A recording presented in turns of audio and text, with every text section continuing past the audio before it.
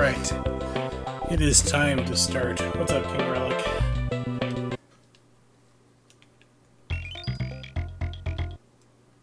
Going to back up? No. Restart. There we go. Alright, back to Donkey Kong Country 2. My least favorite of the trilogy. As I've stated multiple times before, not really surprising. But let me know if I need to readjust the audio. That's always important, because I have no idea how loud it really is. Because unfortunately, the RetroTink and Super Nintendo does not play well. What's too loud? The voice or the game? Music, okay. How about now? Hopefully it's a little bit better.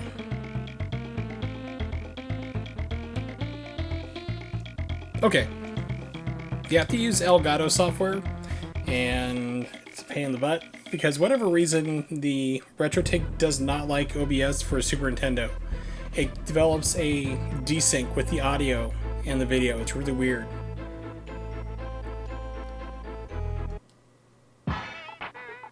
So I have to use the Elgato software instead, and that audio stuff is all screwed up. Like right now, I can hear myself talking.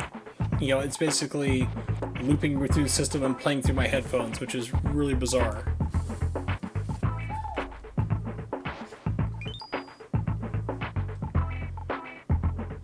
Okay, this is kind of weird. The game is, of course, well before DLC, but this game has many practices of DLC, just about. It charges you to save. It charges you usually to use the Funky Flights, but this time it gave it to me for free, which is weird. Because I had to use 2 coins to get here and then another 2 to save when I stopped the stream last time.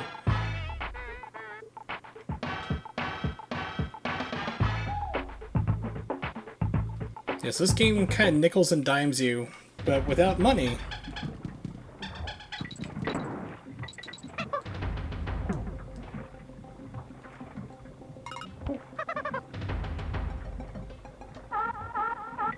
Okay, we got the vomiting seal.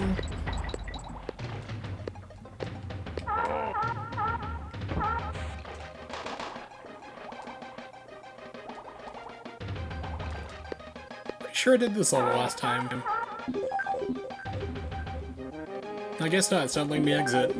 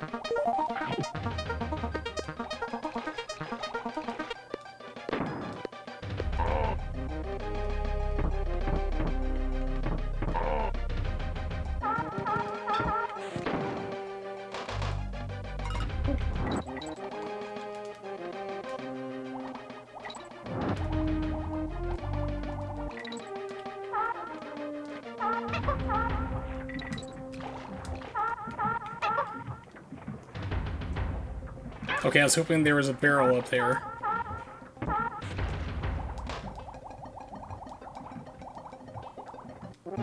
Okay, and then what was up there? Other than my imminent demise. Yes, nothing! Absolutely nothing!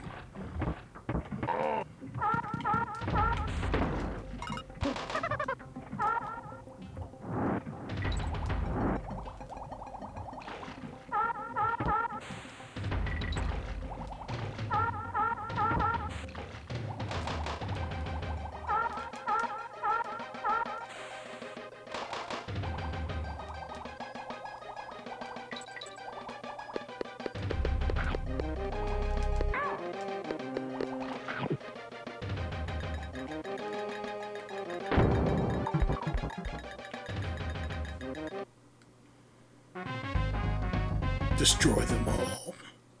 No prisoners.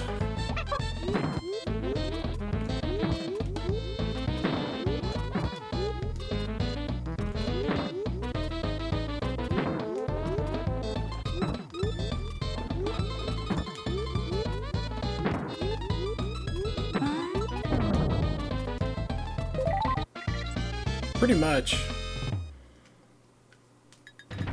Except for it was destroy part of them, which actually would have caused a lot more death and problems, because it's been said that it killed all life, including plants, trees, animals, you name it. So you'd have a full societal collapse on top of it.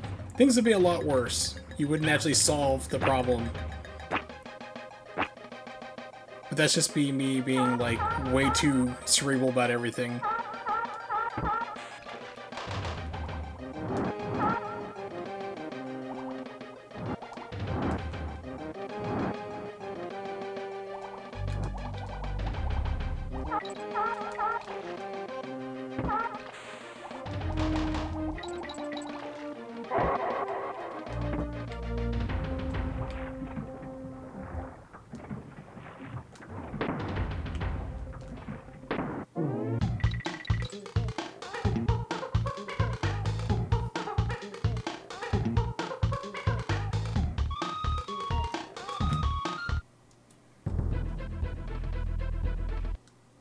Now watch this, he's gonna charge me like 2 coins to save. Interesting, and I don't think that the coins like carried over when I saved. Okay, so it gives you 1 free save per area. Excuse me. Because now if I want to come back and save again, it's 2 coins.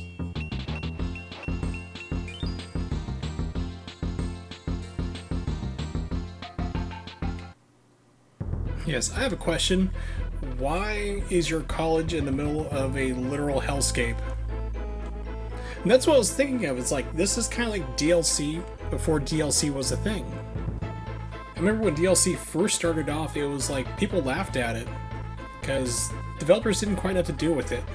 It was like the first instance of it was Elder Scrolls. You could buy horse armor, and that was the first piece of DLC. Everyone's like, why the hell would I buy useless armor for my horse? And then they figured it out and got more things going for it, and then started monetizing the games even more. Or a $60 game is no longer the entire game. You have to buy extra season passes and whatnot.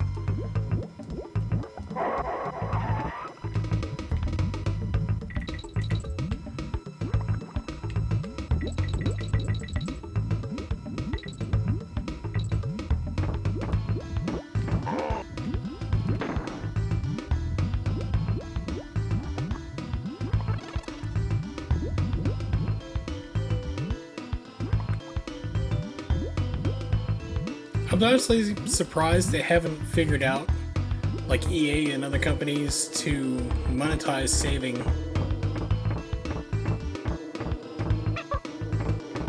Because I know Konami did. They did that big time with the Metal Gear Survive. Is you could only have 1 profile on your account, and if you wanted to save other games, you had to pay $5 to do it. Okay, I'm just watching the replay, and the hitbox totally failed on that.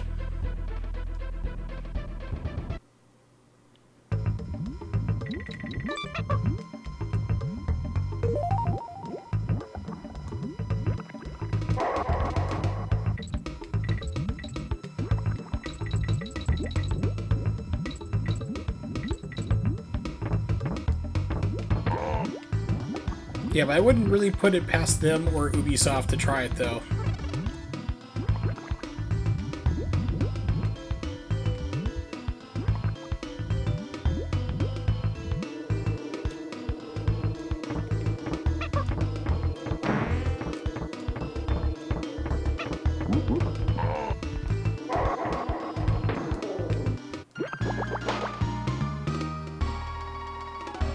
Just me, or are hitboxes really wonky in this game? So it seems like I should be landing on stuff, and I'm just not. Hey, it's No Vultures. Yes, this game. The game that I am not a fan of, yet everybody seems to love for some reason. For me, Donkey Kong Country 1 was the best one. And then after that, it was 3. And then 2 would be my last of the classic trilogy. Yeah, game design really took a back seat. Instead of mostly being left to right levels, you have mostly like vertically built. And you have a lot of stuff having to do with like a lot of skill jumps. What? Okay. It just threw me off the ledge. So apparently getting Rambi is just leading all to my death. I should pretty much skip him. That's right, I forgot they did Game Boy ports. There we go. Me speak English gooder. Yeah, I forgot to get Game Boy Color ports. God, I can't speak right now. Game Boy Color ports. That's what it was. And I think they also did it for Game Boy Advance. Because I'm pretty sure my little brother has the first game on Game Boy Advance. Alright, so screw Rambi. He's getting me killed. Take that, you stupid bee.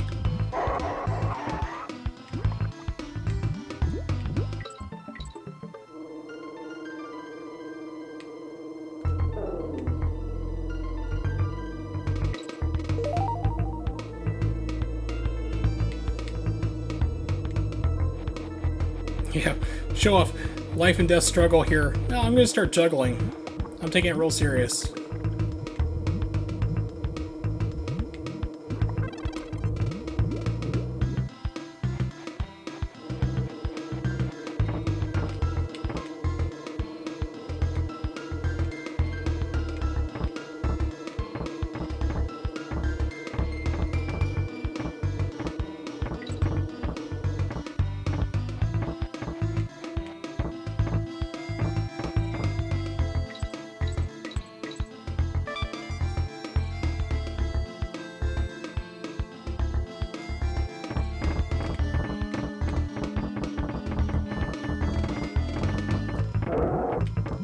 That's great.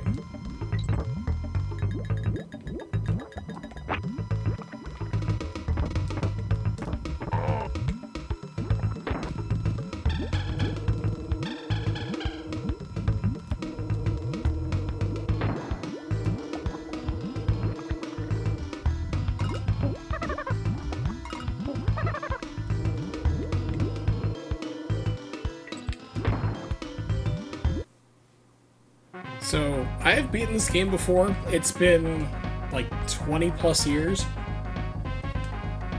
I beat it when it was new and the big popular thing, and I haven't really played it since, so I don't really remember a lot of this game.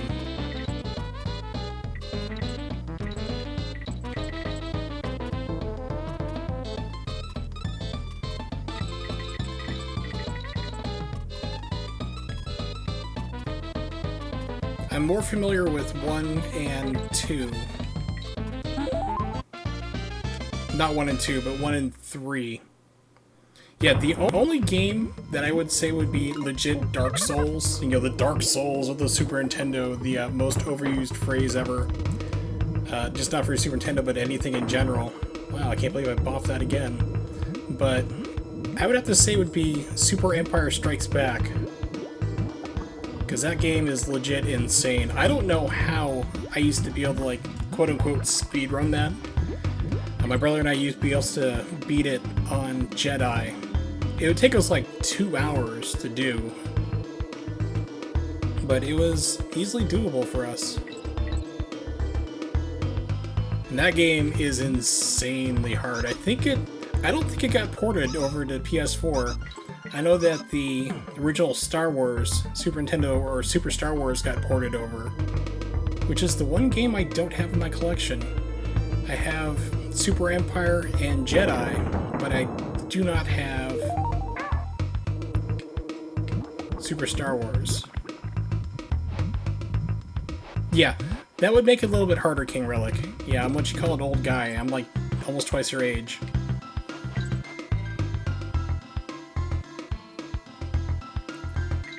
It's like nothing makes me feel older when somebody's like, oh yeah, the GameCube was my first video game console. I was like 4 years old. I'm like, I was in my mid-20s.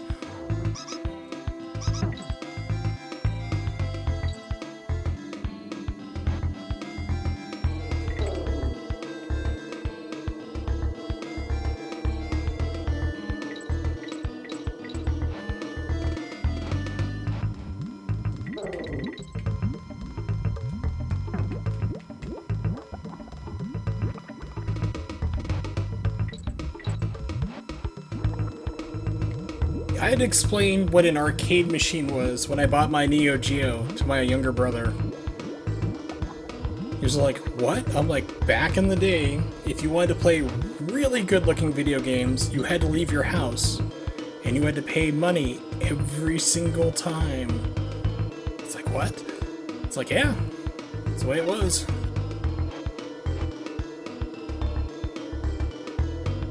No. I just caught that updraft, barely. Yeah. Ouch. Yeah, so, let's see. 2006, I think the Wii came out. I was like... Gosh, how old was I? Gotta stop and think now.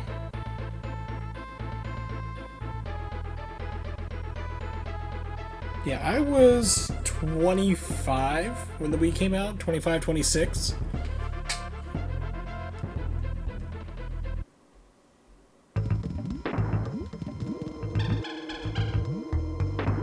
God, her throw sucks.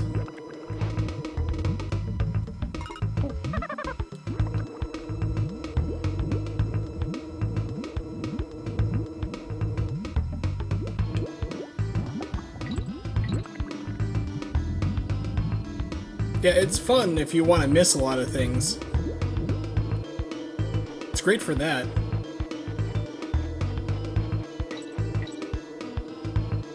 Just have it go like sailing over top of everything you're trying to hit.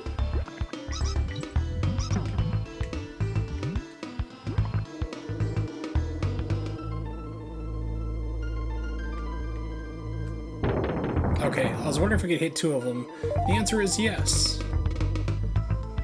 You just have to have skills, which I do not currently possess. But apparently Dixie does. I mean, she's able to walk on air.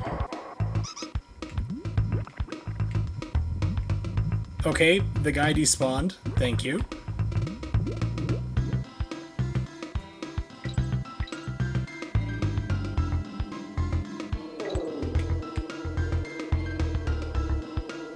Man, I hated the Wii when it came out so much.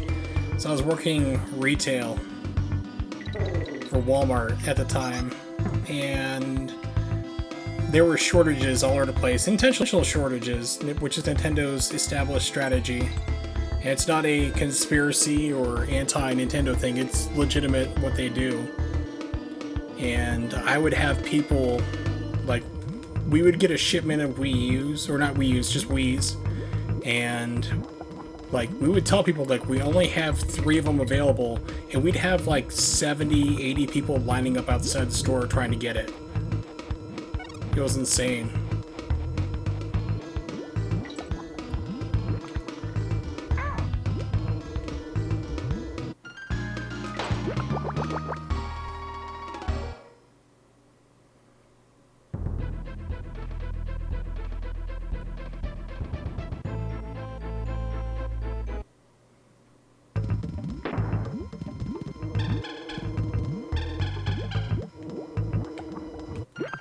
Alright.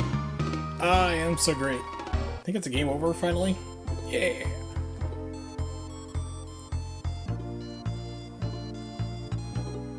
Yeah, don't worry about global warming. Because it's been way hotter than this, and if you don't have enough carbon dioxide, you don't have things like flowers and other things we need. True fact. Flowers have only existed for the last 300,000 years because carbon dioxide wasn't high enough to make them bloom. It's crazy to think of. That, and it's also been a lot harder about 600 years ago. but nobody wants to talk about that. Because when I was a kid, I mean, we're talking 80s here, the whole thing was about how we were going into the new ice age and the world was going to be frozen over in an ice-cold landscape, you know, fighting for survival with the polar bears, and yeah, it was crazy. And then a couple years later, like, wait, no, it's getting hotter, and then it's, well, something's gonna happen. We don't know, but it's gonna happen. You should be terrified. It's like, you guys don't know what the hell's going on. You can't figure out if eggs are good or bad for you. Eggs were the, it's good for you, it's bad for you. Well, parts of it are good, but then the other parts are bad. So, it's like, come on. Yeah, Y2K was the year 2000. The world is supposed to have ended multiple times, which is the always fun thing.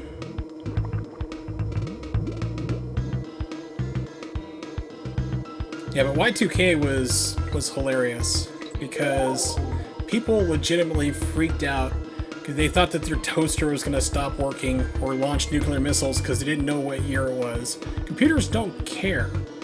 They do not care what year it is. If your bank statement reads 1900 for the date, it doesn't matter unless it's trying to calculate interest, and then that's an easy fix and problem solved. But yeah, it's like people were all freaked out about it, and the people who knew about computers were just like myself, were just like, alright, whatever.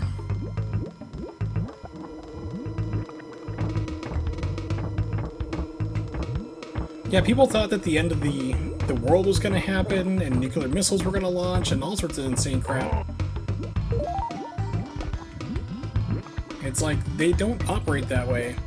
Growing up a military kid, being around nuclear missiles, they don't work that way.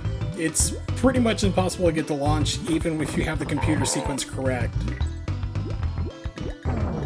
They have so many fail-safes built into it, it's insane.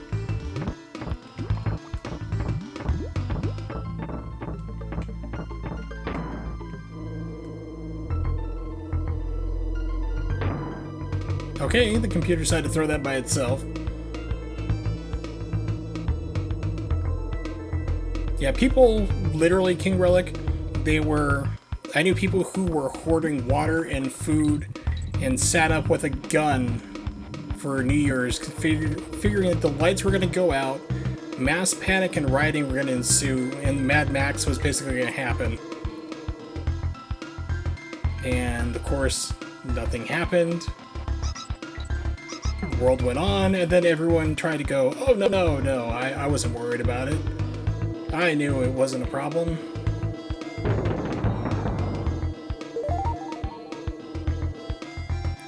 Dick Clark, I'm sure. I don't know, it's like, I figured for many years he'd probably been replaced by an android or something, because that dude did not age.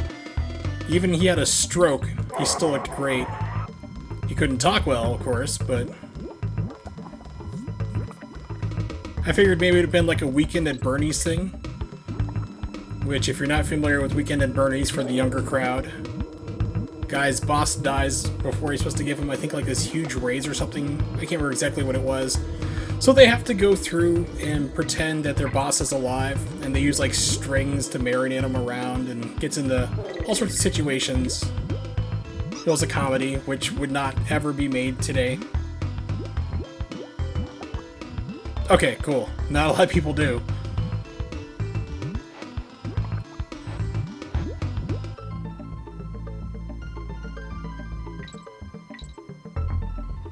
It's been many years since I've seen Weekend at Bernie's. I don't really remember a whole lot of it. Just occasional the crazy things they would do. Oops.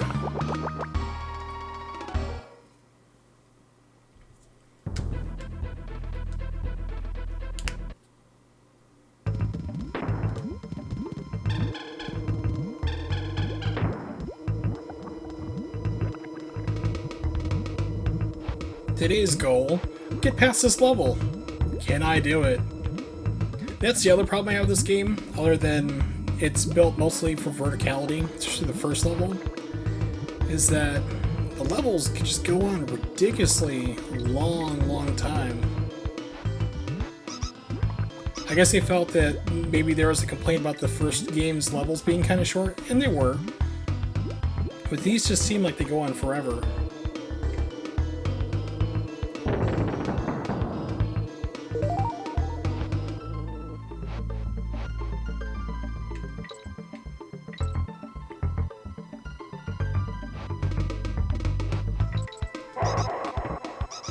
Yeah, it always impressed me when people had like backyard bunkers for like nuclear war and stuff, because I'm like, you don't really want to live through that.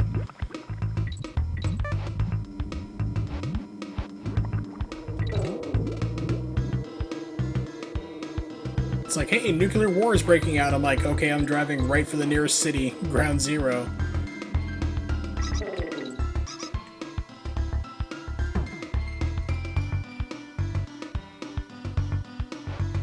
Yeah, stand there with a baseball bat, see if you can hit a home run. But of course, they tend to airburst like 1,000 feet in the air, so that might be a little tricky. I'm sure you'll figure something out in the last moments.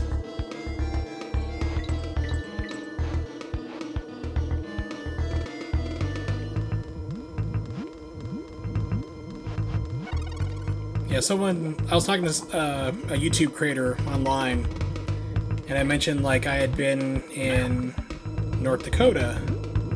There's no way to get past that if you get hit. That's great game design. But he's like, oh, you know, I told him like I was one part of the state for 3 years at a military base. He lives on the other side of the state. He's like, oh yeah, you grew up all around the nukes. I'm like, you're close to them too. A lot of people don't realize how close you actually live to a nuclear missile silo all over the country.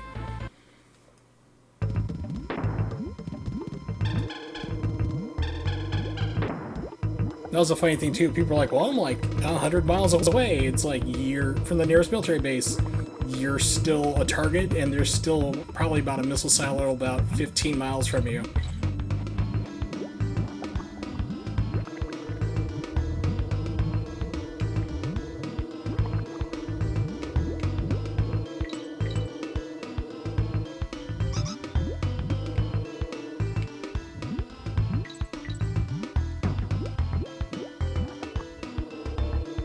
It was a lot of fun though when, like, the air base I was at, it's called Whiteman Air Force Base. It's about 40 miles east of Kansas City, Missouri, and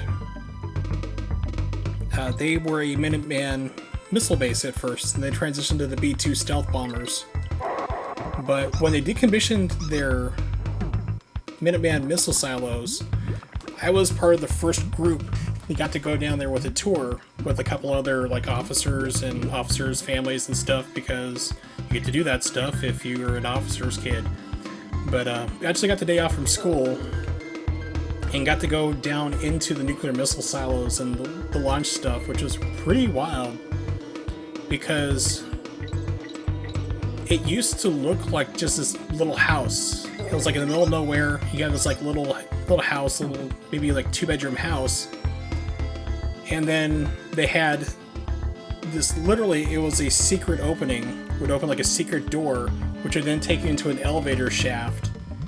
And that would go down about 80 feet or so underground.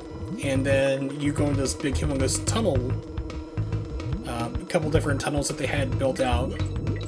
One of them would go about a quarter mile away to the nearest missile silo. And we went in there, and the missiles are moved, but you could see that they had like all the acoustic sound dampening in there, because the sound of the rocket taking off would actually destroy the rocket itself before it ever left if there was no type of sound dampening, which is pretty crazy. And they're like, yeah, so as soon as you launch the missile, all that stuff just goes up in flames, the entire silo is destroyed, you can only launch one missile from them. And then we went to the control room, which is basically, it's like, you have to duck. It's like maybe a 4-foot tall door. You have to duck down to get in. For European people, it's like 1.5 meters, less than that. And the entire room is encased in like steel. It's very well built. The entire room is actually surrounded on all four sides by like 3-foot heavy industrial springs. So if the nuclear weapon hit the surface above them, which they were a target, it would like shake back and forth and ride on the spring, so it just wouldn't collapse. It would try to like shake itself out. Yeah, I know meters. Centimeters I still suck at. But so when you get into the room, they have all the panels and stuff. They have like a TV set up, a little bathroom, because the crew would be in there for 2-3 days at a time. And if they got the launch sequence, they'd lock the door completely in. It's like 1.5 feet thick. It's huge. And then they start going through this entirely long, huge like checklist of all these things you have to do to authenticate a real missile launch to make sure it's not a fake. And after you do all these pre-checklists, you have to both turn the keys. It's like there's 2 keys you have to turn to launch the missiles.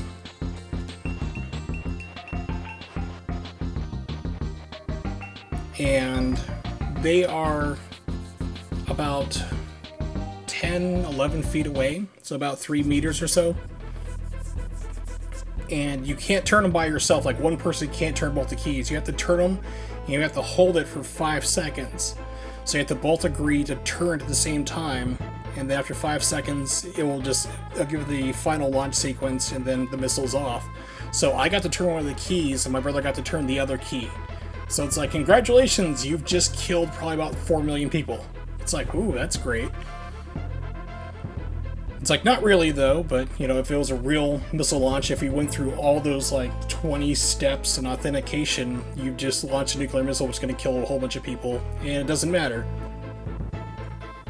So I asked the question, I'm like, okay, so we're down here in the bunker, the world's getting irradiated, let's say we get hit with the nuclear missile and we survive, the room shakes, we ride it out, how long can you live down here?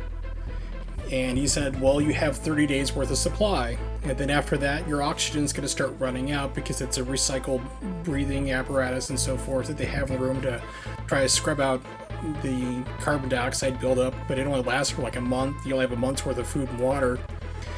He's like, he pointed around the corner, there's a escape tube filled with sand, so it pretty much flood the room with sand, but you'd be able to climb out and climb up to the surface, which would probably kill you in about 10 minutes because it's all going to be glass that's highly radioactive from the nuclear missile hitting right on top of your head.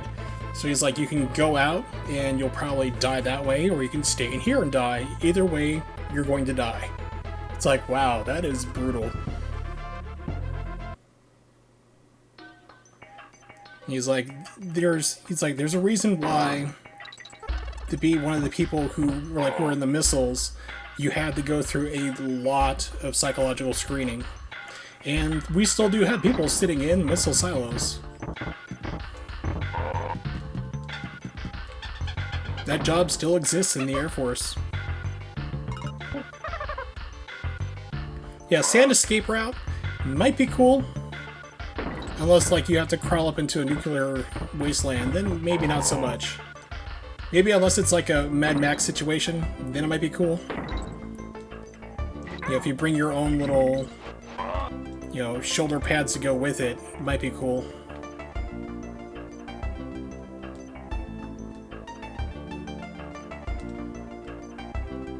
Mollusk, what's up, buddy? How are things? Things are... things. Yeah. I'm playing a game I don't like, but we're gonna make it. And that did not work out right. So other than that, I'm okay. I have another back injection on the 22nd, and I have an appointment tomorrow about trying to see if I have, psoriatic arthritis. That'll be fun. And then there will be no stream tomorrow because I'm going to go see the movie The Saga of Tanya the Evil, which is an amazing show. And instead of getting a second season, they did a movie instead. So it's only in theaters one night tomorrow. So I am going to go see it. And if you want to see it yourself, well, not the movie, but the show, There it is right there, Crunchyroll. I think that the link, it first starts you off on like the German dub. I don't know why it does that, but I would suggest like looking below the episode list. You'll see Saga of Tanya the Evil English dub. Click that one. They'll have all 12 episodes you can watch for free. The thing is though, with the German dub, you have to have the Crunchyroll Premium, which is like $6 a month, but the English version's free, and I think the Japanese subtitled version's free as well. But it is a fun show. I'm sure I've talked about before. It's basically this like atheist Japanese businessman. It's like a real jerk. He finds a lot of fun firing people, and one day, like the guy he fires kills him, and right before he dies, God stops time. Like he's about to get hit by a train because he got pushed on the train tracks, and God's like, "Hey, I'm God." He's like, "No, you're not." He's like, "No, seriously, I'm God, and you know, if you have faith in me, I will let you live." He's like, "Nope, you don't exist. You suck." So he has this argument with God, which is really kind of funny, and he's like, "Okay, tell you what, I'm going to reincarnate you into a different world, and you have two choices. Either you can, like, if you die a normal death, you can be reincarnated, or if you find faith and praise me, you'll also be reincarnated when you die as well. But if you're killed and none of those things happen, then you're not reincarnated and you're going to hell." So he's like, "Fine, whatever." He's like, "I don't believe in you anyway." So he comes back into a alternate reality, kind of like ours, except for it's like 1924 and there's a war going on, and it's very similar to World War I in parts, except for magic exists. And he's reincarnated as a little girl, and he also retains all his previous memories from our world. So he has all this knowledge in this little girl's body and just starts rising up through the ranks of the army, and this guy is like pure evil. It's amazing.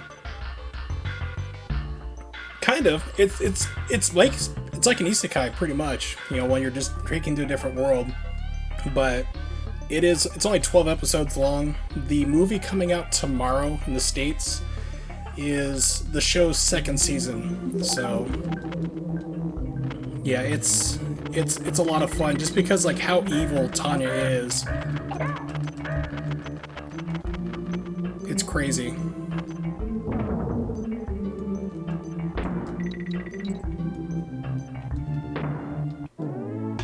Oh boy, bananas. Hey, Roddy. Watching a friend of mine play Rage 2 and he hated it. I have heard that people are not liking Rage 2 at all. I wasn't really a fan of the first one. So it doesn't really surprise me that 2's not really that great. I mean, they didn't even really market it. A lot of people didn't even know that the game came out yesterday. But yeah, like, isekai anime are like No Game No Life, Overlord, my favorite, Konosuba. That show is legitimately makes me laugh. Or it's pretty soulless. I don't know, I've just heard that people are not happy with it. Okay.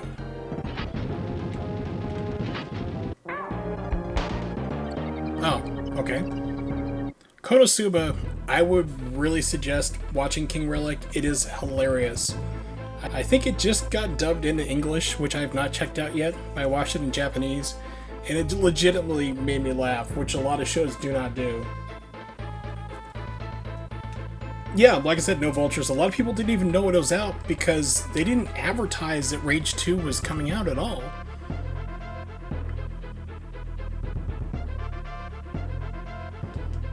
Well, it's already been cracked, so yeah, I might play it that way just to try it out.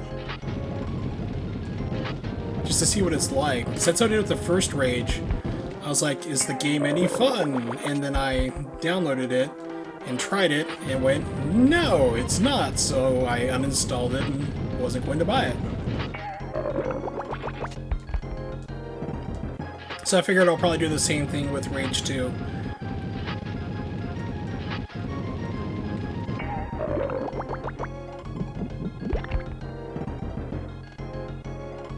Oh, you're gonna love Japan, no vultures.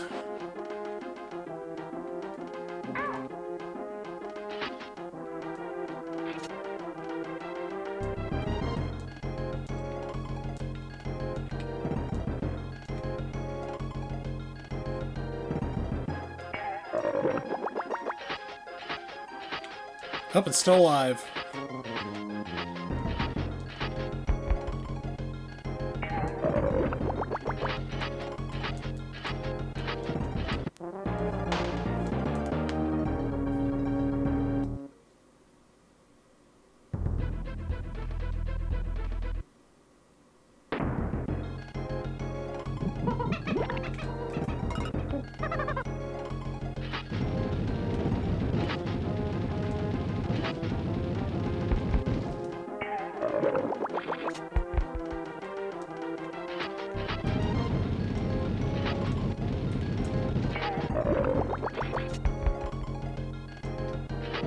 I also saw that Sniper V2 got released again. Ah, crap. Okay, cool. It gave me another cannonball. And I blew it again. I am great. Retro gaming god of crapping. Being mediocre. Yeah, but Sniper V2 came out. And it's been remastered. Nice, it just sucked me off the ledge. Remastered in 4K, and I tried it out. I'm like, okay, the visuals look okay, but it's like still not the best game.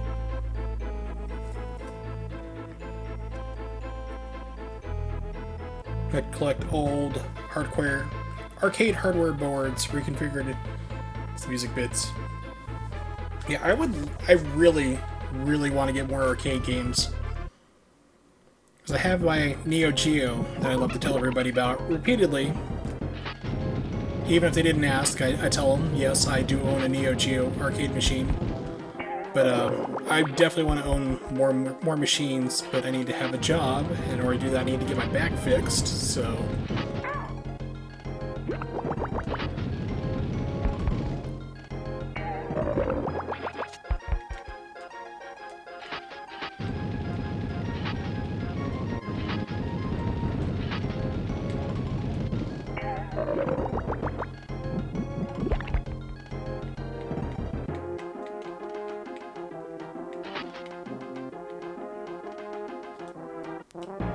Wow, that is a delay. It's like, here it comes. Oh, nope, nope.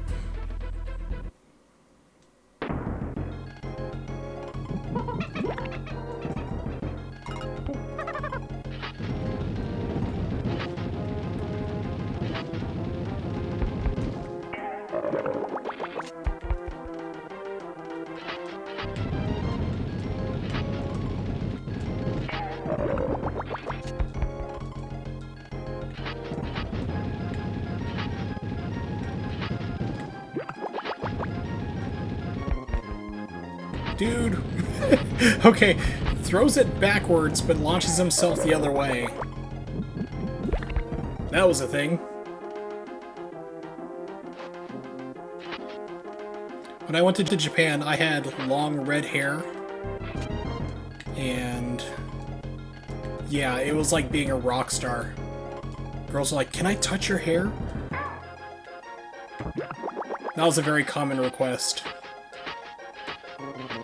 I had long, red, curly hair.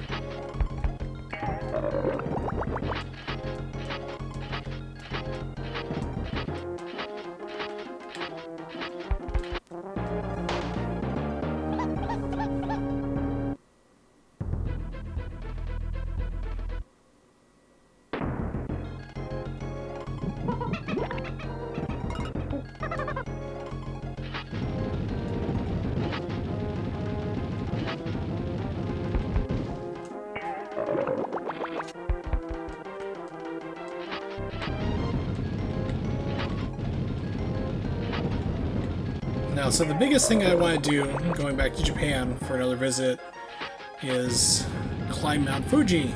Then unfortunately, I am allergic to sunlight now, so I'm not sure exactly how my entire trip would work.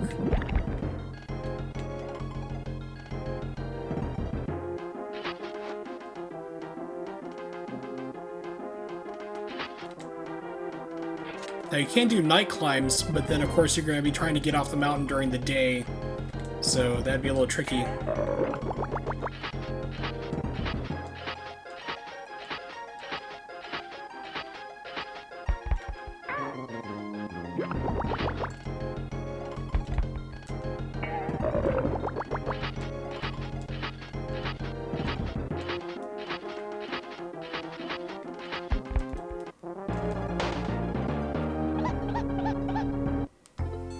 You don't really need to know fluency, which is the craziest thing.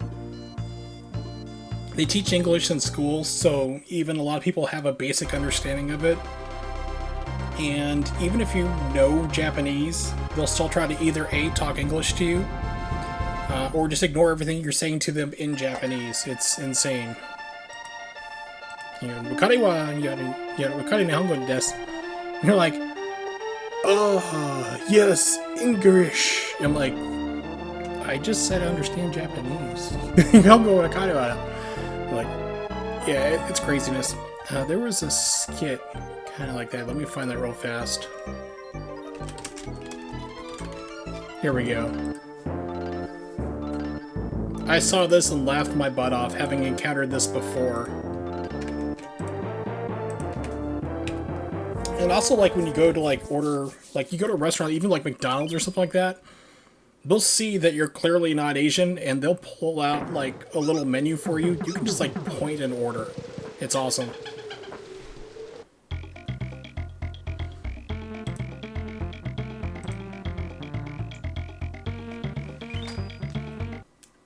Yeah, a lot of, like, almost all the road signs are dual languages. They're both English and Japanese, so language is not much of a problem even if you don't understand it, but if you know a couple phrases just to get around, it goes a long way. So don't worry about speaking it or understanding it or anything like that. I mean, you'll get a little more out of it, but it's not really required.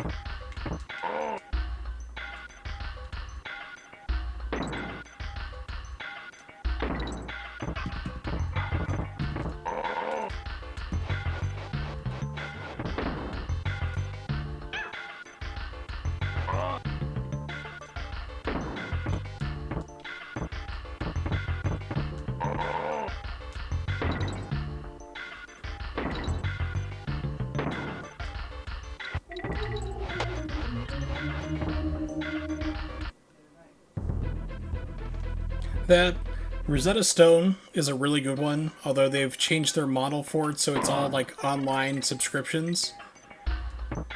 It's not a bad way to pick things up and become a little conversational.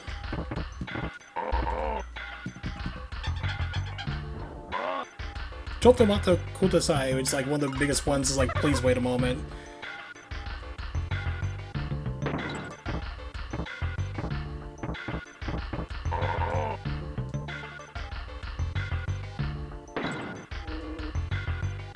Alright, down at the start. You gotta love these vertical levels.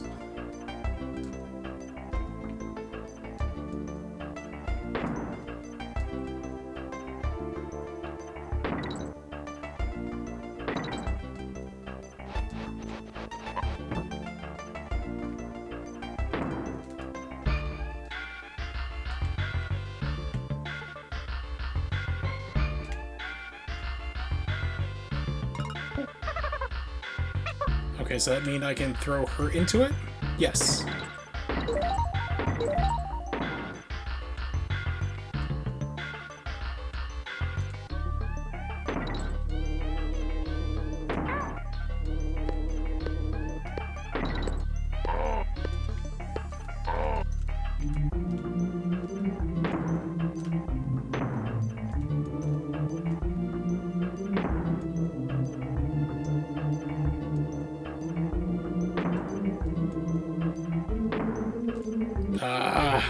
Gotta hate these levels.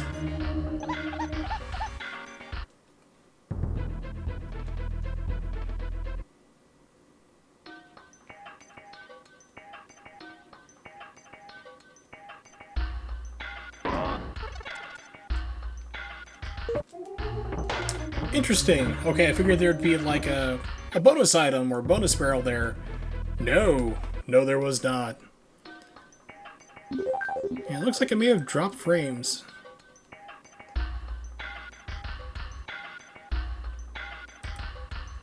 Twitch Inspector says everything is fine, but it's a damn dirty liar.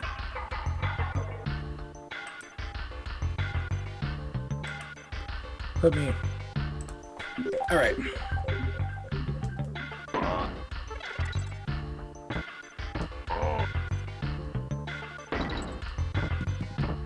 So the one thing I also recommend to, like, if you want to learn Japanese, one, it's a lifelong thing. You know, everybody learns languages differently. I have a knack for them, so I pick them up pretty quickly. Whereas other people struggle with it, and that's just basically just how you learn. I can't believe I did that crap again. But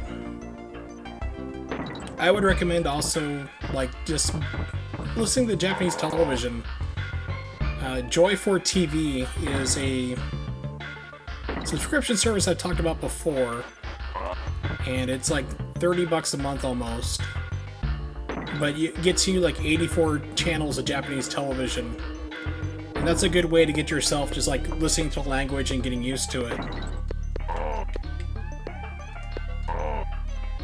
Because it's one thing to study in an app and then hear speakers say stuff back to you, like when you're trying to learn, but unless you hear like native dialects and speed, it's going to throw you off if you're not used to it.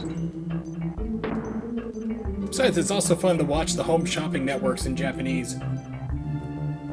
Basically all the quacky things that didn't sell here, they take them and try to sell them over in Japan. Yeah, German was not too hard for me to pick up on, because I was living in New Hampshire, and we had a lot of German tourists in the fall coming over to take a look at our leaves changing, the foliage change. And so I literally picked up a book on German and taught myself German in like a month. And it wasn't the best, but I was able to converse with my customers I had at the time. So I was managing a leather goods store, which like sold belts, hats, boots, things of that nature. And they're impressed. They're like, "Where did you learn?" It's like, I taught myself. I bought a book from a bookstore across the way. Like, okay. But unfortunately, language really is a use it or lose it skill.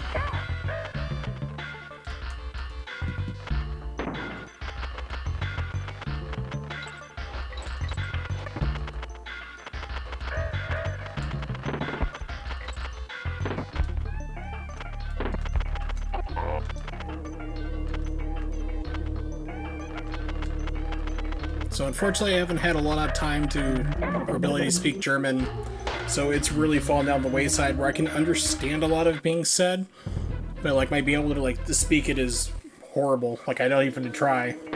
So like I can listen and comprehend, but like I'm not going to attempt to speak it a lot of times. Which is why it threw off my friend for a pursuer.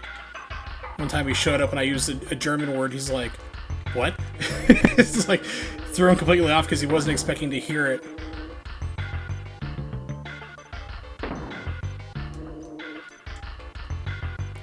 Vertical levels, aren't they great?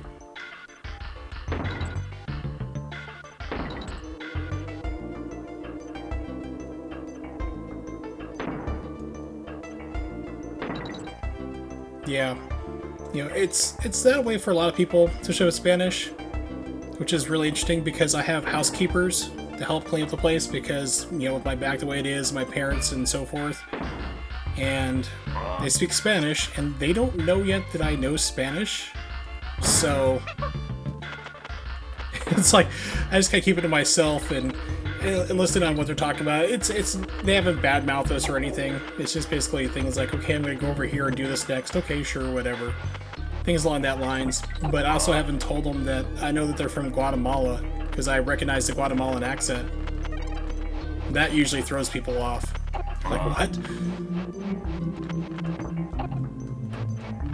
It's like, now you know a language, you can realize dialects from it.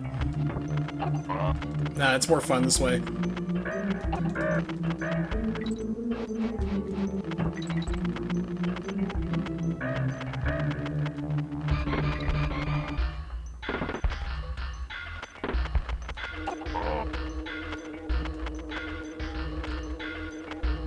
Although I actually got in trouble one time for speaking Japanese while I was working at a job.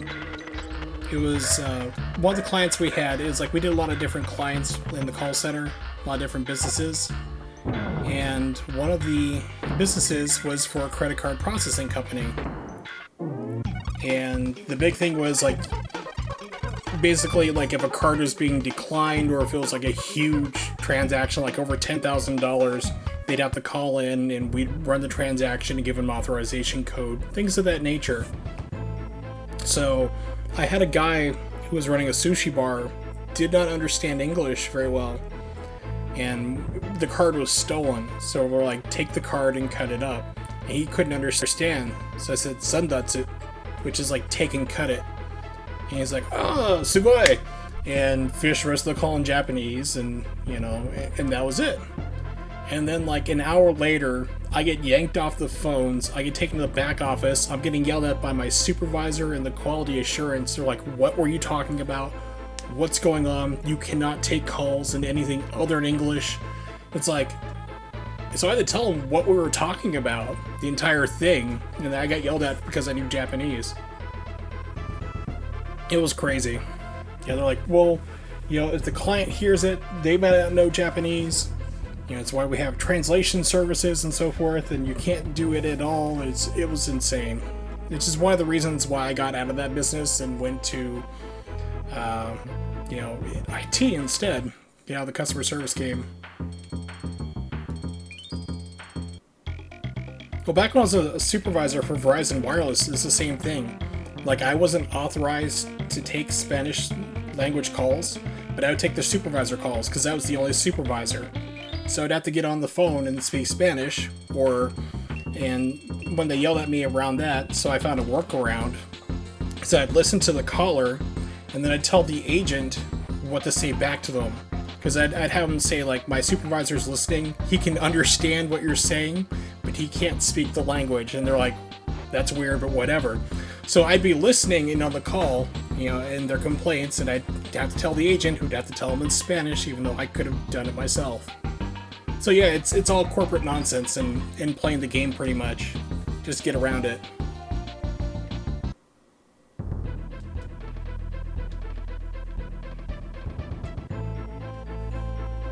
Alright, so if I game over here again, hopefully it should save that I'm at this level.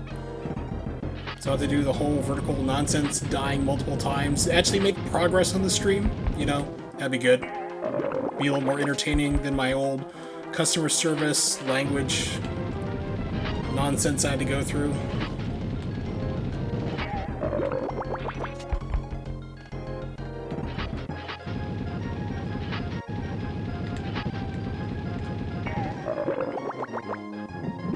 Oh geez. No, ransomware. Yeah, never, ever, ever pay the ransom for ransomware. Because you have to wipe the system anyway. You can't keep it functional. Good job. Because I mean, people are like, oh well, you know, I got the infection off the computer. Did drop the cannonball back over there still? You know, they gave me the password and unlocked it. That's if they know the password, which a lot of times these people who send them out don't even know the decrypt key. And then 2, you still have it on your system. You still can have it reinfect you a month later, or whenever they decide to reactivate it.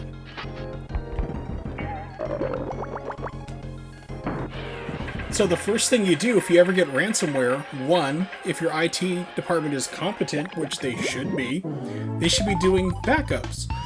At least every weekly at the very bare minimum, and maybe once every day, like at midnight, like 3 a.m., something like that, or every other day. So that way if you get hit with something like that, you just wipe all the systems, restore everything. You may lose a day, but then you don't have to worry about it. Yeah, so even if you're on like a personal PC, like if you're watching me right now with your PC, never ever pay ransomware. If you get hit with something like that, just delete it all. If you don't have a backup on the hard drive, go buy one, back up ahead of time. If you don't have one now and you have to wipe it all out, lesson learned, get yourself a backup drive or backup service and do it that way, but never pay for that.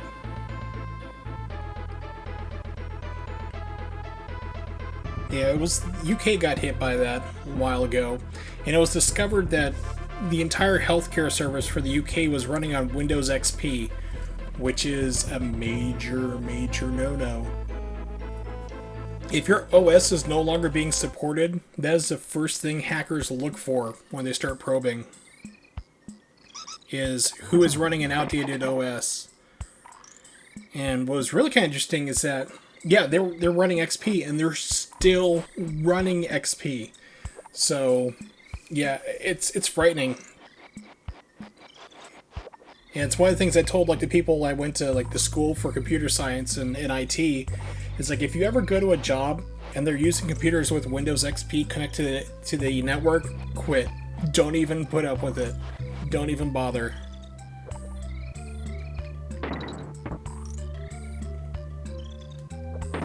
So yeah, the National Health Services in Great Britain was running on Windows XP. There's actually the May update just hit, and I have like the early updates like program. So I have that right now. I downloaded it. They actually included a patch for XP. What? Yeah, no vultures. That's frightening, unfortunately. Yeah, Windows ME. That was the only operating system that would crash before you turned your computer on. That was a dumpster fire and a half. I bought a computer that had Windows ME on it, and about 4 or 5 weeks later, XP was released because ME was such a dumpster fire. And I ran out and bought XP as fast as I could. I didn't care if there was problems with the drivers or whatever, it was better than ME.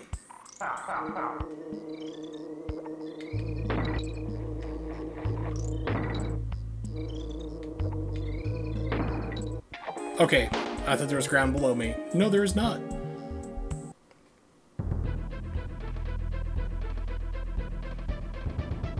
I've heard of people going for Linux. I'm not a fan of Linux. Just as the same way as I'm not a fan of Mac. It's just not compatible with a lot of things. I mean, the compatibility is getting better, but it's still 4% of the computer install base of the world, if I remember correctly. Yeah, like Linux, like basically anything that's like not Windows install is around 4% of the global computer user base, so a lot of stuff is just not being programmed for Linux. So if you're wanting like compatibility with stuff, it's not the way to go. But a lot of IT places, like they're starting to go for it. I have no idea how far that was going to launch me. It's good for like server-side stuff, like running an actual server and things of that nature. It's good for it because it uses a lot less resources.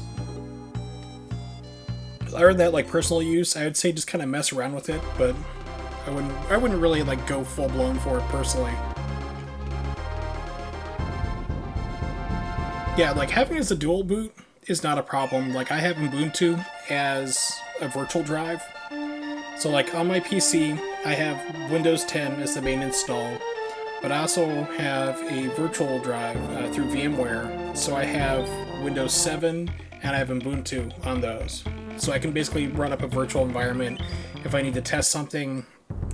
Some of my, like, for whatever reason, my hospital, like when they sent out my records for my MRI, the disks don't run in a Windows 10 PC, but they run in Windows 7. So that's why I have a 7 set up on a virtual drive, so I can launch that in VMware, put in the disk, and look at my MRIs. It's crazy.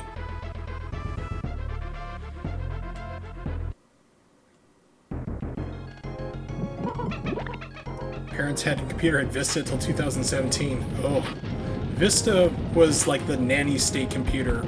That was like, are you sure you want to open this up my computer? It could contain a virus. It's like, it's my computer. It's That's how I access the rest of the contents on my hard drive. They're like, well, it could contain a virus. Are you sure you want to open up this folder called My Programs? It's like, oh god, stop it. Yeah, the user account controls were way too strict for Vista. And thankfully 7 really, really corrected a lot of that. It says Kaizo or Kaizo? No, it's a joke. Because this game is a lot harder. It was intentionally made to be that way. Wow, okay, that just sucked me up. But, yeah, I am not a fan of Donkey Kong Country 2, but I'm playing 1 through 3. So, I'm done with 1, obviously. And I'm slowly dying a lot and trying to make my way through 2, not successfully. So I told somebody that I was doing this, and he's like, oh, Donkey Kong Country 2, when Kaizo goes wrong. I'm like, yeah, it's a pretty good description of it. Yeah, Windows 10 has no problems now. Like, when it very first came out, there was, like, my computer had a memory leak with it with the RAM, and I have 32 gigs of RAM. So, it comes in handy when you're running virtual computers a lot. So, after about 4 or 5 hours, it would run out of RAM and crash. So I detected, like, okay, Windows 10 is... Good job, Diddy. You know, there's the memory leak, and then it'll probably get patched. So I just went back to Windows 7, which is fine. I was using it at the time, and everything was still compatible with it. And then they patched up the memory leak about 2 months later, and they just kept changing it up, and it's very, very stable. Whenever you hear people complain like, oh, Windows 10 updated, my computer doesn't work, or it broke this, it's usually not that problem. Yeah, for whatever reason, the computer wasn't releasing the information it was putting into RAM. So it's called a memory leak.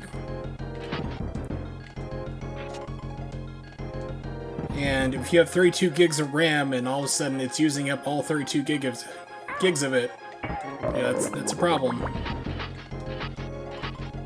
Yeah, but I love it when people tell me, like, oh, Windows 10 broke my stuff. It's like, it did not. It's less than 1% of computers might have a problem with 1 or 2 programs. And I've only encountered it one time, and I was doing my externship for going to school. And it broke a program that was pretty much running almost in DOS. It was designed for Windows 98, and they had this thing propped up to run on their 10 machines somehow. I don't know how they did it. And an update came out, and after we did a lot of testing, it seemed like it was okay, but like 2 or 3 people who use this ancient programming for CAD work, for rendering objects like for industrial uses in 3D, it broke. I'm like, well, you're using a program from Windows 98. We have newer stuff. I can bring down this disk, or I can even push it to you from here, from my computer, through the network, and give you this new program.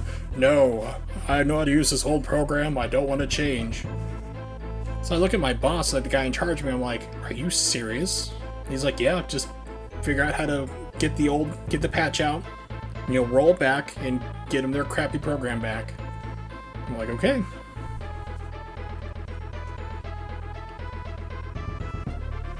Yeah, but even if you have like a virtual page file, like basically like virtual RAM or like hard drive RAM, that can still get overfull and overflow.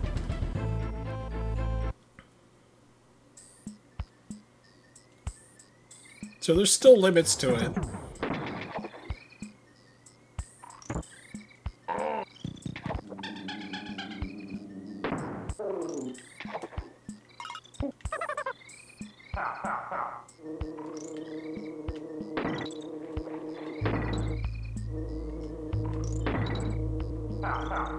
Yeah, I had a lot of fun doing my externship. But unfortunately, like, I was in a lot of pain. I could barely move.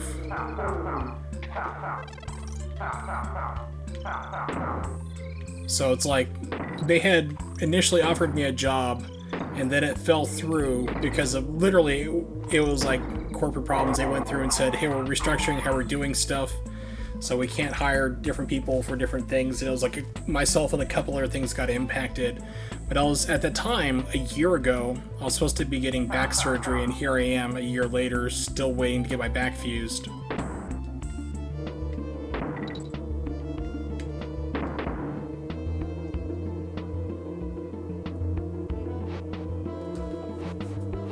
But yeah, it was a lot of fun.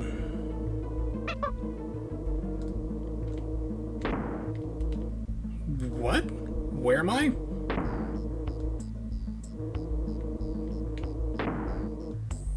Okay, so the game wouldn't let me go upward or to the angle. So I'm really dying to get back to work, you know, to basically, you know, get a position going.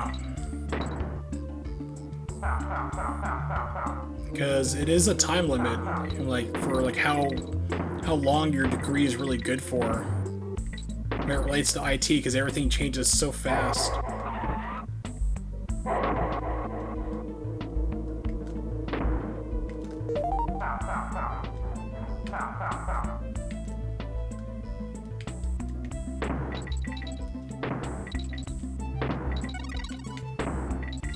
Og.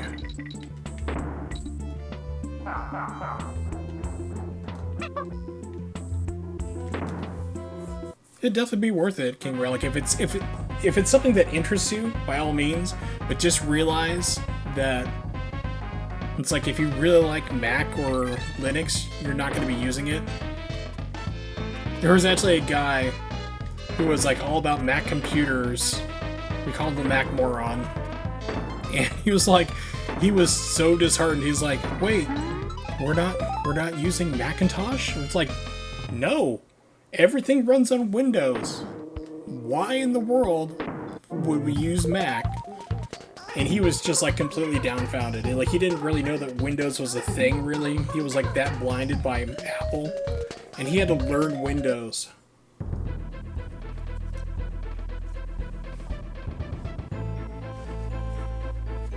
Yeah, back when I was like really good with Macs, it was like the iMac, the G3, G4 era.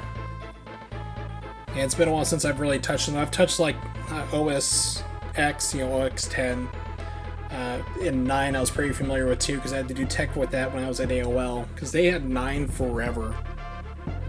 I actually had to tech one of the graphic designers' computers because they had a Mac. And I was like one of 3 people in the entire school who had any experience with Mac at all. They're like, get over here, figure this out. I'm like, buy Windows. I will give you a computer. Just never bring this back here.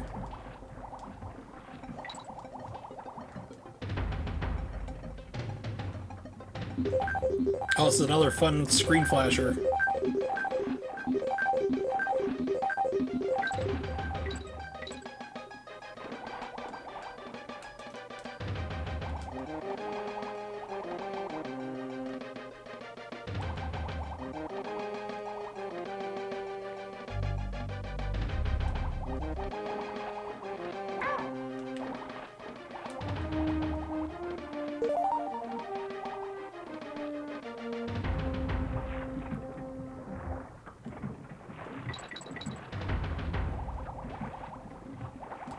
It's just like compatibility, really. I mean, everybody has their own preferences, but it's like if you're looking for anything that's compatible not only with gaming, but also like editing software and things, it's like it's a Windows world, pretty much. I mean, it's like, unless you're going into like music editing, Pro Tools is really, really good still many years later. That's like the only thing I could really think that you'd really need to use a Mac for, but even then, just dual boot. Like the guy who was like super into Apple and Macintosh in my class, he actually he figured out how to dual boot his Mac so he could put Windows on it, so he could like do assignments and stuff.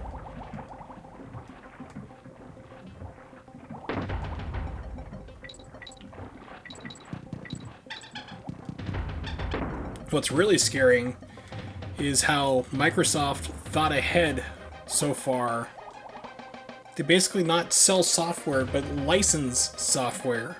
They make so much money from that, it is absurd. Especially if you're like a business or IT, because you got to pay for all those licenses for all the computers. And that adds up really quickly, and that stuff's per year a lot of times. I mean, unless you're doing like a Windows install key. But if you're running like, let's say, SQL, you're running the latest version of SQL through, or MySQL, you got to pay for that every single year. You know, in order to stay up to date. They have Azure, which is like basically you can rent it out, like think like per month service through them. And that stuff adds up real quick. I mean, you're looking at like businesses are spending like sometimes in the millions easily on just software alone.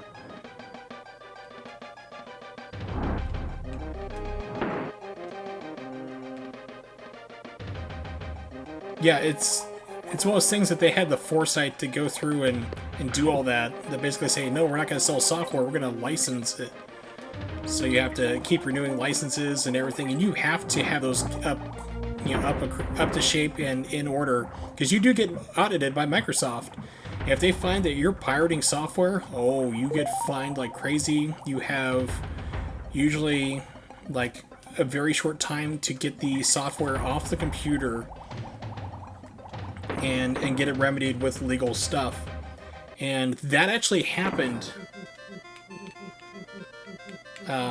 It wasn't like anybody in the IT department did that, but somebody hooked up into the network for where I was doing the externship at had pirated some program from Windows. I can't remember exactly what it was. And they came in and did an audit. We knew they were doing an audit. They said, hey, we're going to be auditing your systems, no problem. We arranged for them to come in, plug right into the servers and do all that and take a look at everything. And they're like, this terminal and this username has this pirated software on it. So we had to go to the guy. He got fired and we had to scrub it off the system. I think they had to pay something like a $10,000 fee, the company did. It's not good.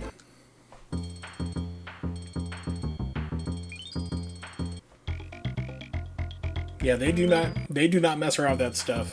You know, if you're in the corporate world, you don't pirate software at all.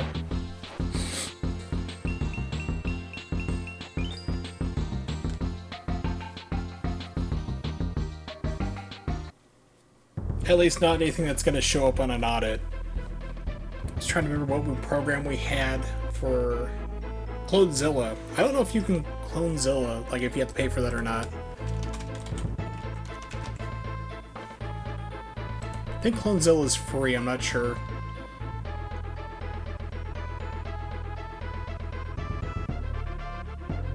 Yeah, it's an open source. Good old GNU. What does that stand for? GNU, not Unix.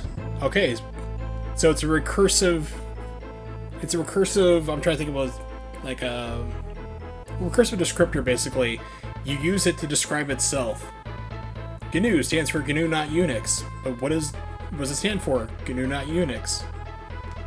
People who thought of like Linux were on pot. They were high as hell. Does Adobe audit? I don't know. We didn't really have a lot of Adobe stuff. What is Monkey Museum?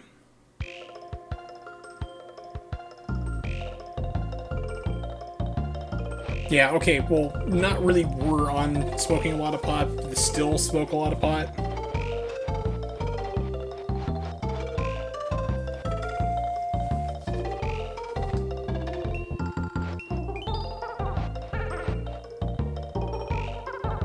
Okay, he's just giving you hints. I mean, especially like when you look at the file structure for how that's all set up, it's bonkers. It's like you can have a file named the same thing, but if you, like, let's say you have a file called example.txt for a text file, for example.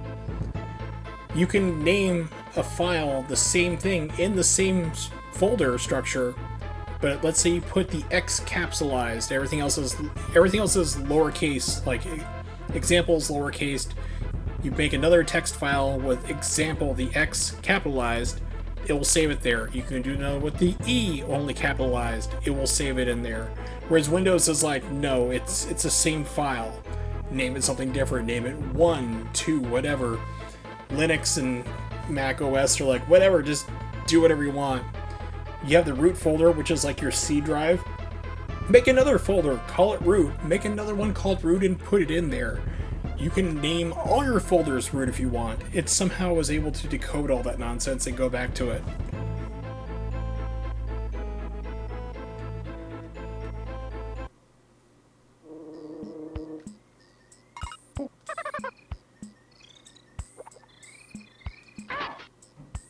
Wow, that's a good backswing.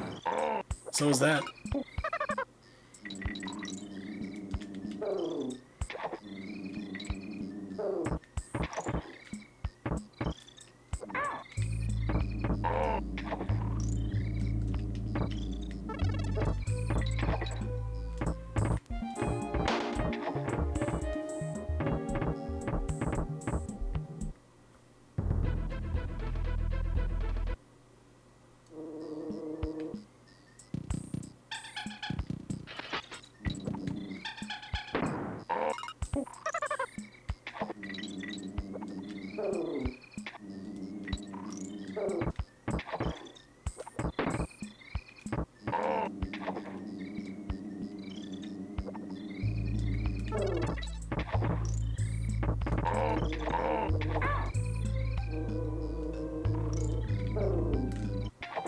Wow, went down like a rock. How many lives do I have? 2.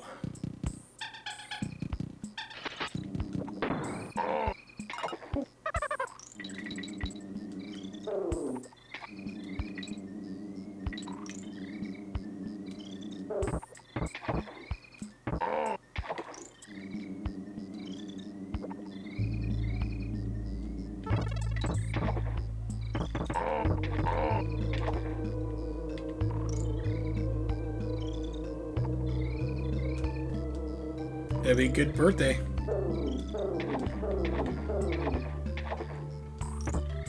Good GPU would be good. I really want to build a brand new computer. It's another thing why I really want to get a job. It's just like build a full-on like $3,000 gaming rig. You know, like go absolutely insane with it. Maybe not 3,000, but probably around 2,000. Have to be water cooled, all that good stuff.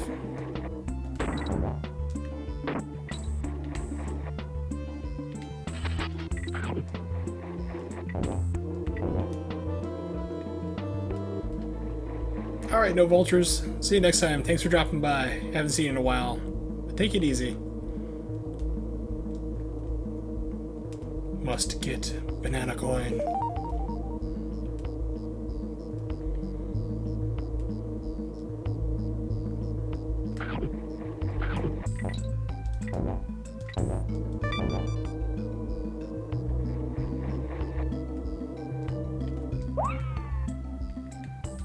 And we got Stripper Croc.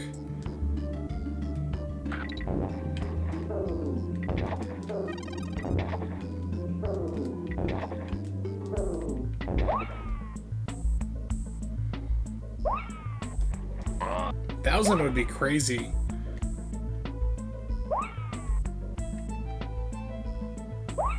Yeah, I'd be lucky if I get like $100 for a birthday. And of course, I'm old, so.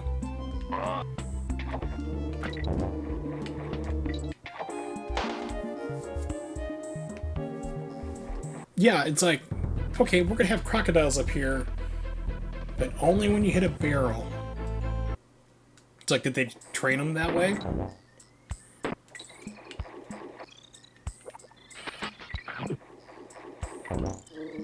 How would you train a crocodile to do that?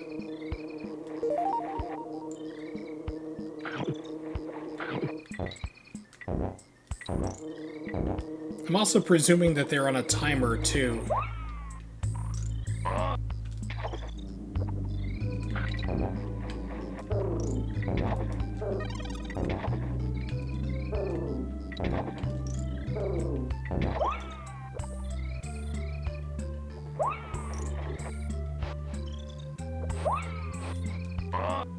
See if you can work in like graduation, birthday, Christmas, Kwanzaa, Christmas, Hanukkah, Kwanzaa, Feast of Maximum Occupancy, whatever you want to think of, really. Just use it all, work them all together. Get as much money as you can.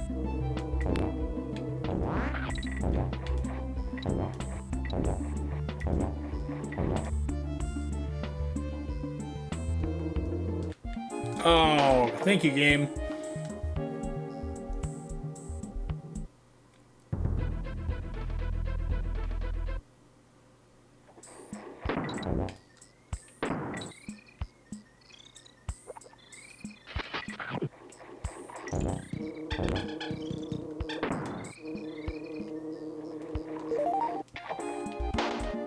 Right through.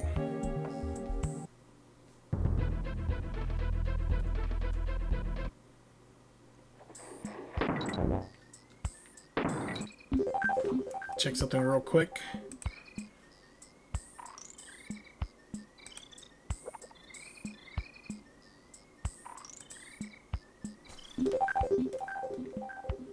So I was really looking forward to today's stream. I'm like, yeah, I can check out the new encoders, see how they're working, set it for constant bit rate, and it's like, oh yeah, I have to use Elgato software.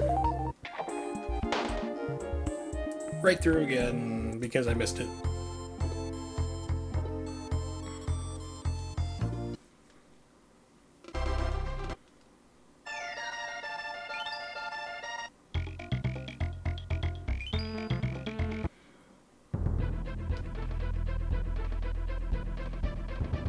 Okay, at least though I didn't like lose ground. I'm still at this level.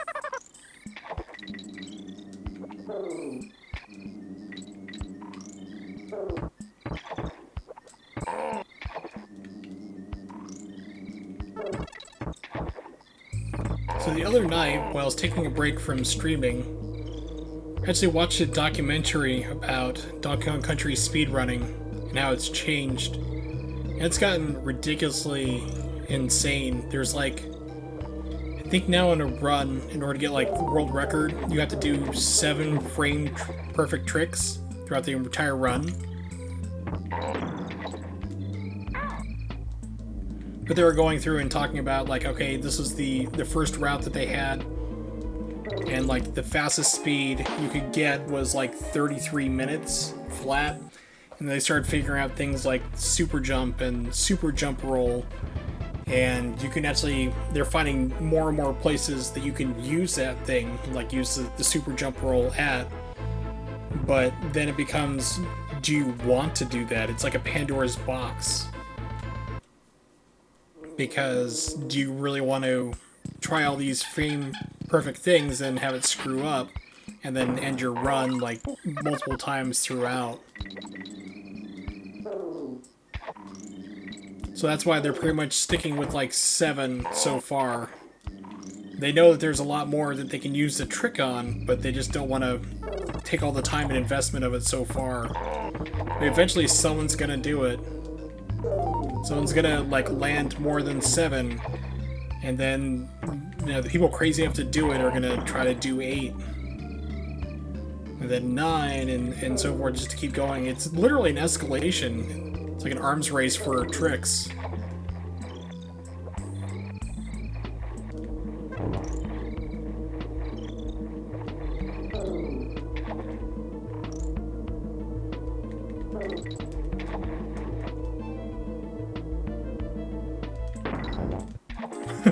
Thanks, game.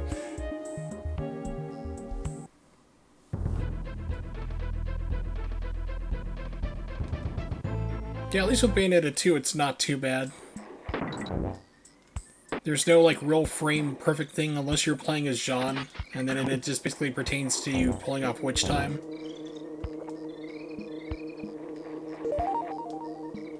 And of course there's the Witch Twist, but that's more of a timing thing. It's not really a frame thing, as far as I can tell.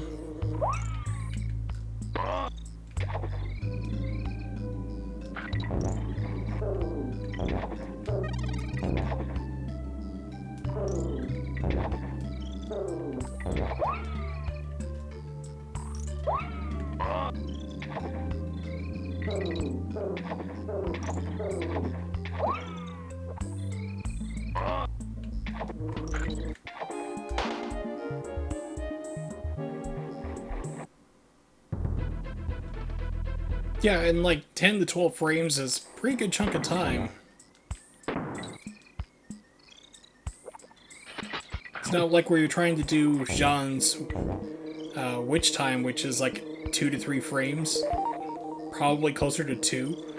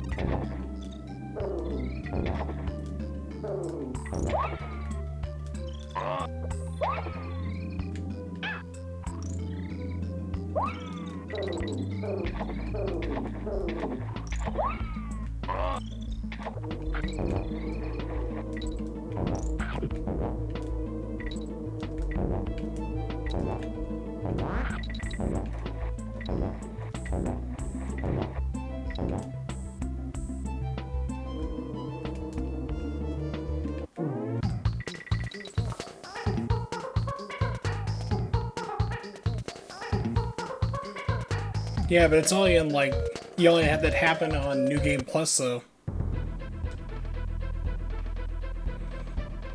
Yeah, if you're doing New Game Plus, because I was using those tactics to basically grind out stuff yesterday or earlier today, it's only like a 5-second save, maybe. Still a save, but...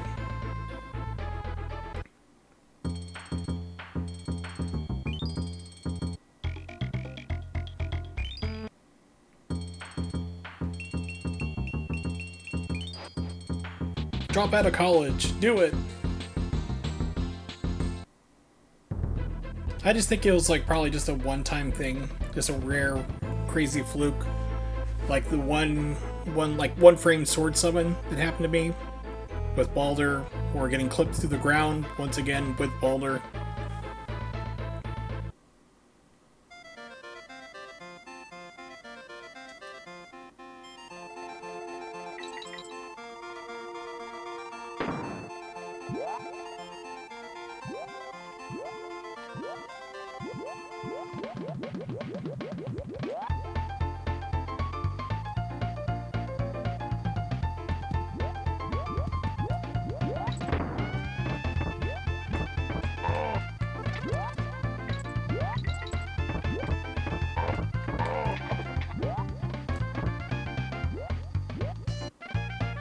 Yeah, I didn't mean to do that.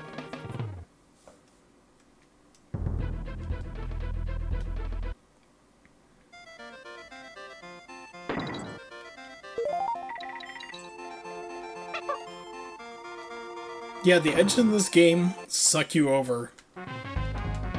They really do pull you right over.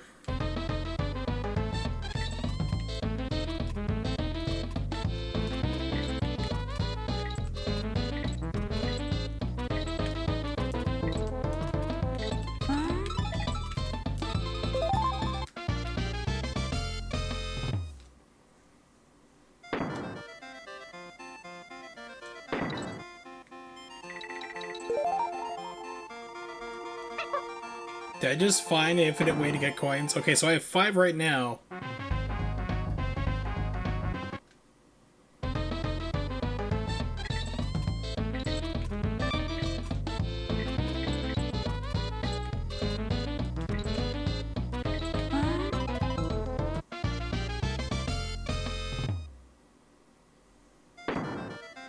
Yeah, I think I may have.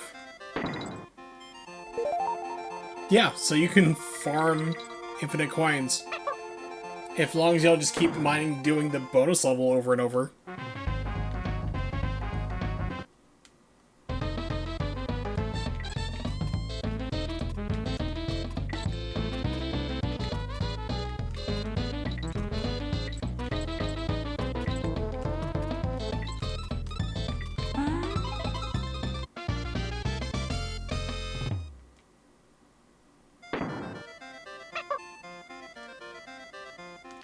Yep, almost.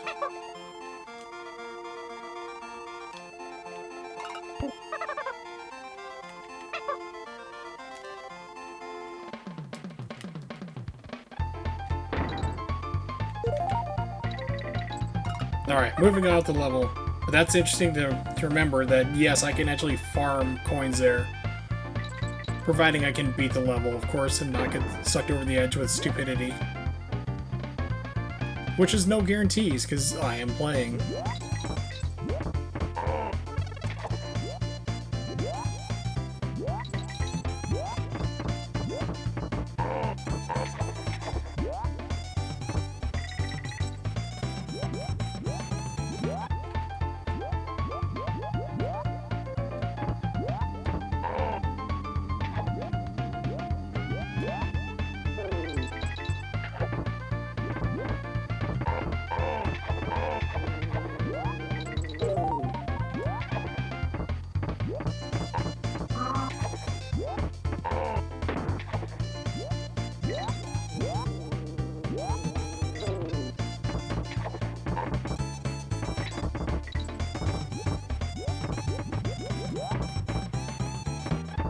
Okay, I was thinking like maybe it's something like you get enough height, you can jump through. No.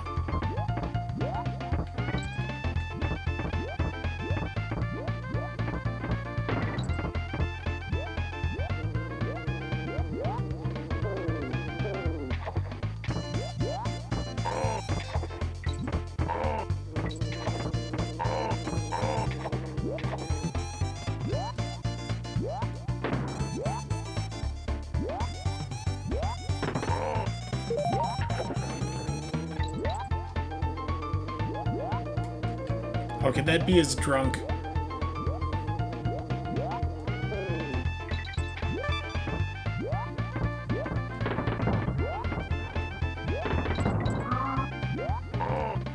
Okay, got saved. Thank you, game.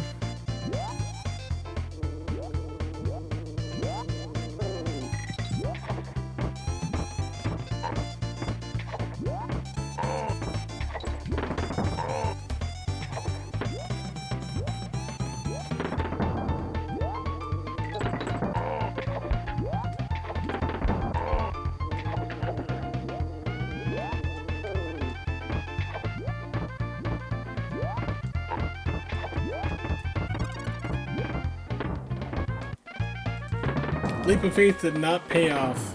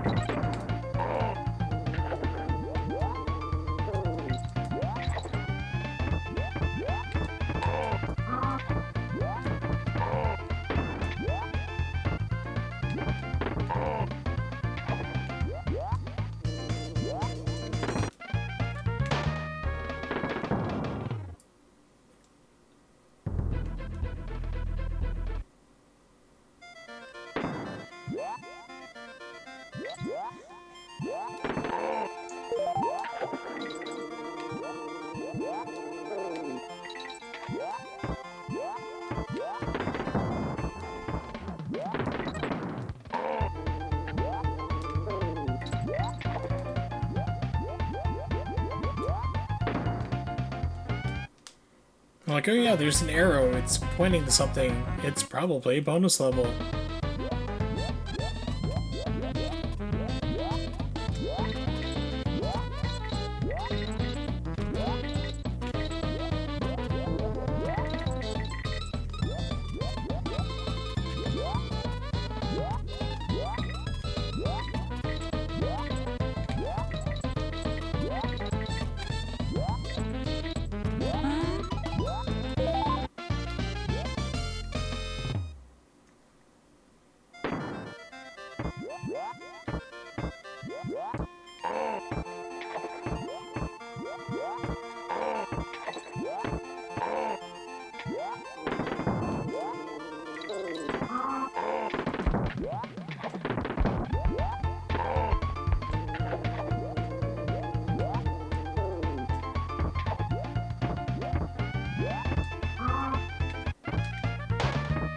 I am so great.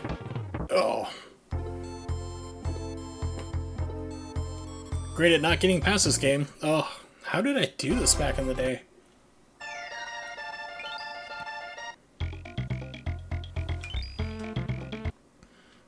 Diddy Kong Quest. The quest for a good game. Still looking.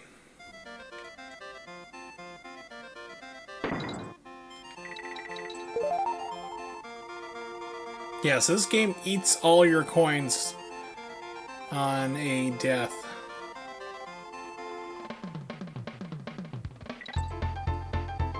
Like a game over.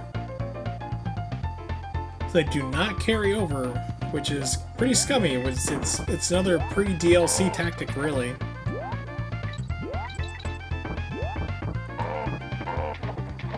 So farming them doesn't really do anything for you unless you're using them like right away.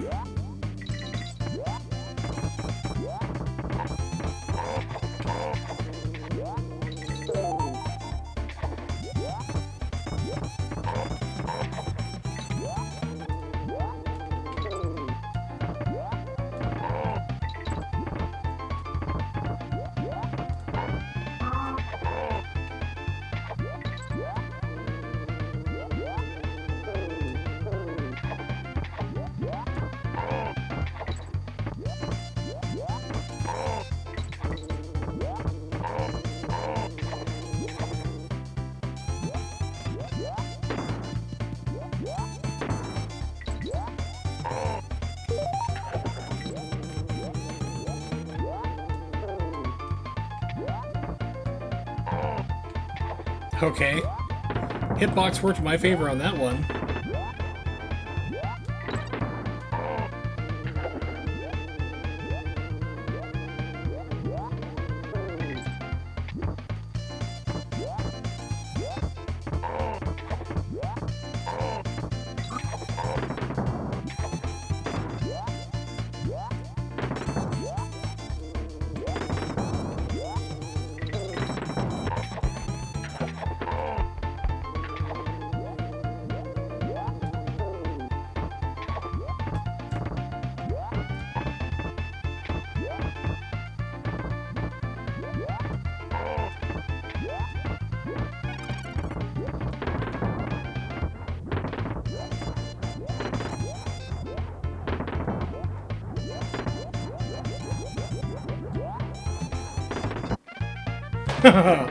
Threw me over the edge. Excellent.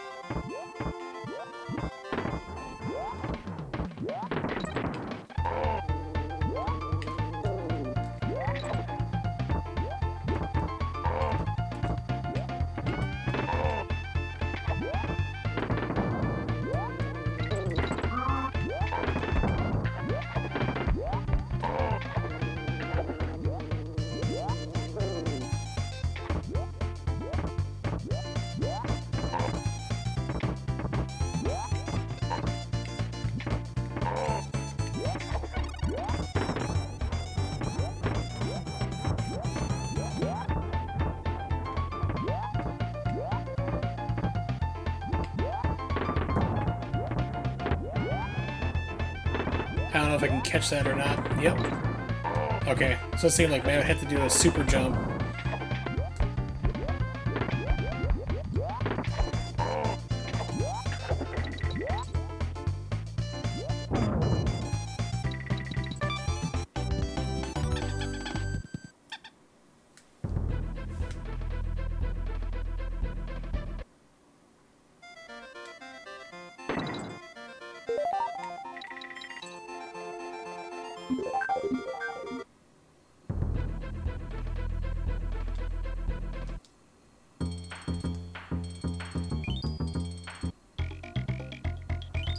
Alright.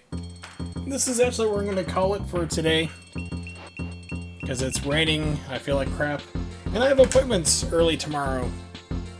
So, of course, I'm using Elgato software, so I really can't do anything you know, like special to close out like I normally do the normal videos. I turn on the game audio a little bit. So yeah, I will be back streaming again, not tomorrow. Like I said, tomorrow I got an appointment, and then I'm going to see Saga of Tanya the Evil. If you want to check that out, once again yourself, if you missed the link earlier, you can watch it for free there. Definitely check it out. It's a lot of fun. It's one of my favorite series. But I will be back on Friday, the 17th, and I'll probably most likely be doing a Bayonetta speedrun once again. So I do stream at 8:30 p.m. Eastern Standard Time. If you do not know when that is, just type that into Google or copy and paste it, and it will tell you for whatever time it is you are in the world. You can also check me out on Twitter at Wurzel555. You don't have to follow everything, but if you feel like coming back to the stream, I do post up there usually around 2 or 3 hours in advance if I'm going to be streaming and what I'll be playing. If I need to delay it for whatever reason, I'll also post up there too, so you can just, you know, stay in the loop, so to speak. So once again, I'll be back on Friday, most likely with the Bayonetta 2 speedrun, and with that, I will end it here. See you guys next time. There is no bots. No bots on my stream. No notifications. Nothing fancy, really. I try to keep it mostly on the gameplay. But yeah, I've been streaming for about, let's say about 2.5 hours almost. Probably about 2 hours. But I am beat, and I will see y'all next time.